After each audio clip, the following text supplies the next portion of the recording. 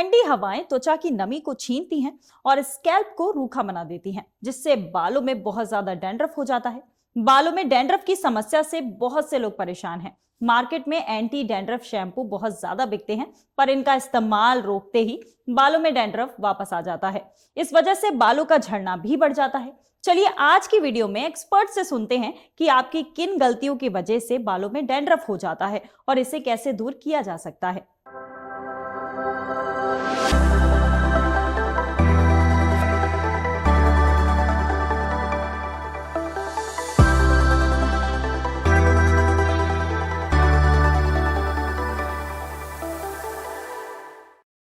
सबसे पहले सुनिए कि डैंड्रफ होता क्यों है। Dandruff is nothing but your scalp is flaking. Now that can flake number one in winters. Again, जैसे मैंने बताया था, मॉइस्चर आपका कम हुआ है, बहुत गर्म पानी से नहा रहे हैं, बहुत ड्राई स्कैल्प है, तो इसकी वजह से आपको डैंड्रफ हो जाएगा। ठीक है।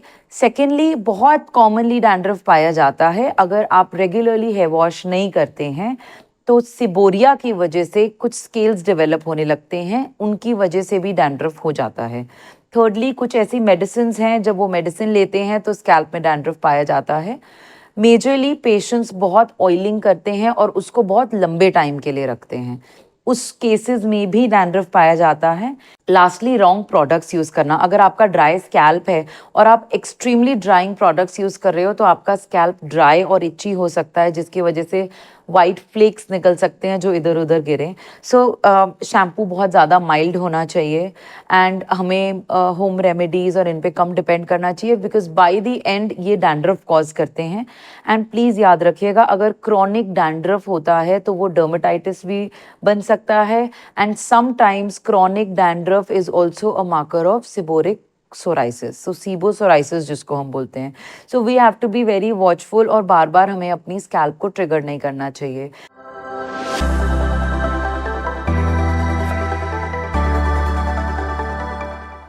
बहुत लॉन्ग हॉट शावर्स नहीं लेने हैं।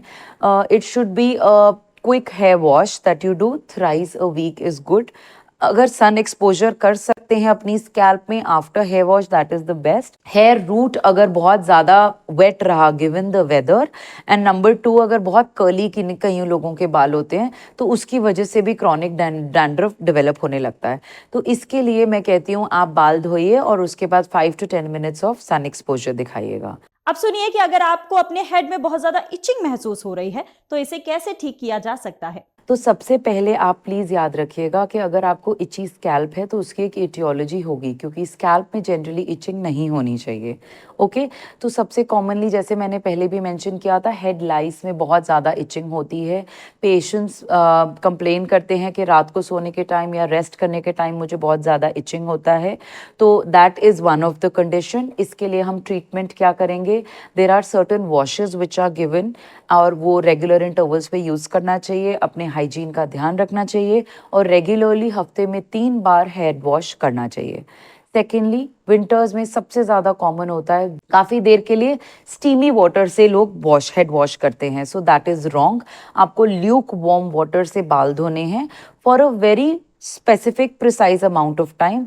बहुत जितना ज़्यादा देर आप अपने वॉश को रखेंगे उतना ज़्यादा फ्लेकिंग होने का चांस है, because anyway the air is very dry, moisture कम है, तो इचिंग और फ्लेकिंग डैंड्रफ भी आपको बढ़ सकता है।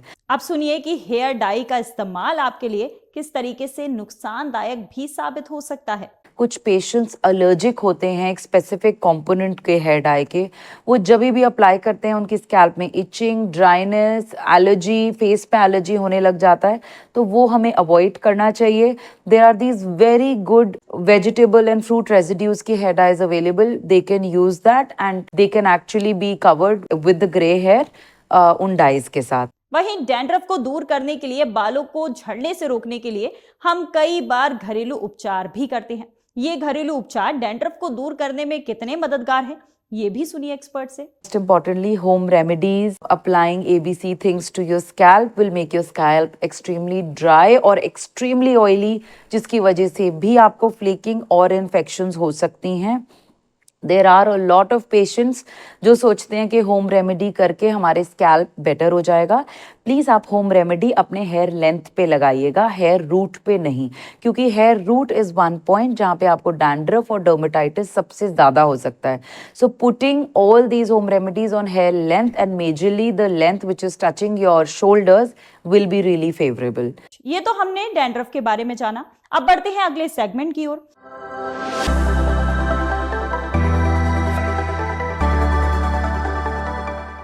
स्वस्थ बने रहने के लिए सिर्फ शरीर पर ही ध्यान देना जरूरी नहीं है, बल्कि नाखूनों की भी साफ सफाई और देखभाल जरूरी होती है, क्योंकि इनके जरिए कीटाणु आसानी से हमारे शरीर में प्रवेश कर सकते हैं। स्वस्थ नाखूनों के लिए आपको कुछ बातों का ध्यान रखना चाहिए। अपने नाखूनों को मॉइस्चराइज करें।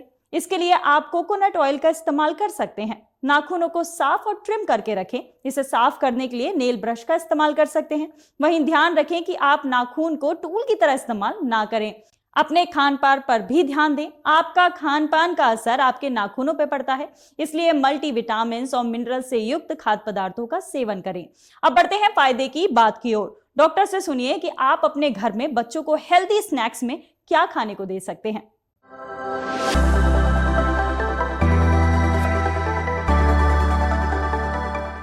बच्चों के लिए सबसे अच्छा न्यूट्रिशियस स्नैक क्या हो सकता है? मार्केट में आजकल बहुत सारे सप्लीमेंट्स अवेलेबल हैं, लेकिन मैं रिकमेंड करती हूँ कि अगर आप होममेड और खुद से प्रिपेयर करें तो उससे बेस्ट कुछ भी नहीं। हर बच्चे का एक अलग अलग चॉइस होता है, जो कि फूड हैबिट्स आप बोलते हैं कि इसे यही पसंद है, इसे ये नहीं पसंद है।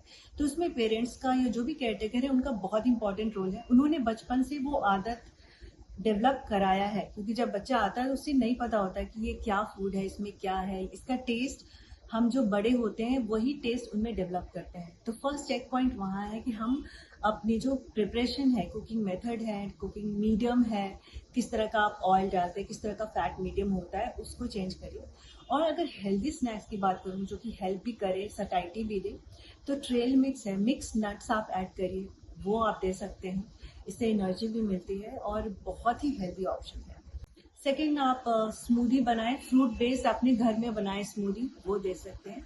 और शुगर की जगह मैंने जो आप बोला कि अगर आप कुछ उसे मीठा चाहते हैं तो आप नेचुरल सोर्सेज का यूज़ करें, जैसे डेट्स है, जैगरी है और ऑर्गेनिक ले, ये बहुत ही अच्छा सोर्स है और टेस्टी भी रहता है और वो डेफिनेटली बच्चे उनको पसंद करते हैं। इसके अलावा प्रोटीन वाले सोर्सेज आप उनको दें, जैसे चिकपीस है ड्राई, उसको मखाना के साथ आप दे सकते हैं, रोस्टेड चना एंड मखाना। तो ये सब बहुत ही हेल्दी स्नैक्स आइटम होता है, जो कि आपको टाइम भी नहीं लगेगा ज़्यादा। आप एक बार में उसे प्रिपेयर करके रख सकते हैं और उसे दे सकते हैं। घर का बना हुआ प्रोटीन रिच सीड्स, नट्स, इस तरह की स्मूदीज में आप वेजिटेबल, योगर्ट, कर्ड, जो भी आपके पास अवेलेबल है, हेल्दी, फ्रेश, सीजनल, वैसी चीज़ें ज़्यादा से ज़्यादा यूज़ करें। तो ये थी हमारी आज की वीडियो। आपको कैसी लगी हमें कमेंट करके जरूर बताएं।